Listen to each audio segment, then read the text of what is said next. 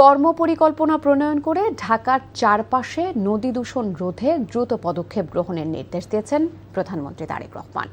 নদী ও খালপাড় রক্ষায় ঘাসের ব্যবহার নিয়েও সংশ্লিষ্ট মন্ত্রণালয় ও সংস্থাগুলোকে প্রয়োজনীয় ব্যবস্থা নিতে বলেছেন তিনি। এদিন প্রধানমন্ত্রীর সাথে সাক্ষাৎ করেন রংপুরের শিক্ষার্থী তনুশ্রী রায় ও সিকিউরিটি গার্ড রাকিব। হাসান মাহমুদের রিপোর্ট।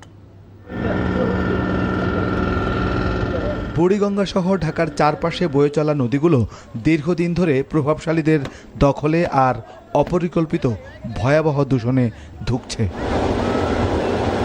এসব নদী রক্ষায় উদ্যোগ নিয়েছে সরকার, যার প্রেক্ষিতে সচিবালয়ে প্রধানমন্ত্রীর কার্যালয়ে বুড়িগঙ্গা নদী পানি ও পরিবেশ উন্নয়ন শীর্ষক এক বৈঠক অনুষ্ঠিত হয়, যাতে সভাপতিত্ব করেন প্রধানমন্ত্রী তারেক রহমান।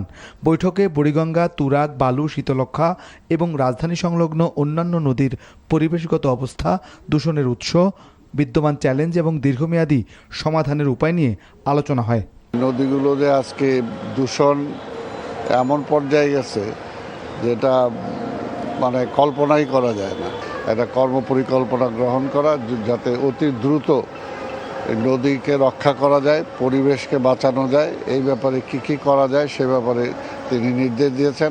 পরে নদী ও খালপাড় রক্ষায় ঘাসের ব্যবহার নিয়ে প্রধানমন্ত্রীর সভাপতিত্বে অনুষ্ঠিত পৃথক সভায় নদী ও খালপাড়ের ক্ষয় ও দূষণ রোধে সংশ্লিষ্ট মন্ত্রণালয় ও সংস্থাগুলোকে প্রয়োজনীয় ব্যবস্থা গ্রহণের নির্দেশ দেন তারেক রহমান।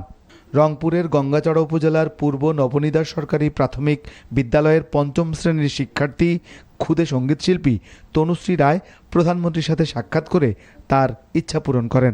এ সময় প্রধানমন্ত্রী তাকে একটি হারমোনিয়াম উপহার দেন। এই দেশে এবং বিদেশে সব জায়গায় আমি একজন বিখ্যাত শিল্পী হতে চাই। আর ওনার সঙ্গে যে কথোপকথনটা সেটা অনেক একটা ইন্টারেস্টিং ছিল। উনি যখন আমাকে বলল যে তুমি কি সেই অনুশ্রী। একটি বেসরকারি ভবনের নিরাপত্তা কর্মী তাবিউল ইসলাম রাকিবও প্রধানমন্ত্রীর সাথে এদিন সাক্ষাৎ করে তার দীর্ঘদিনের ইচ্ছে পূরণ করেন। Hasan Mahmud, NTV news, Dhaka.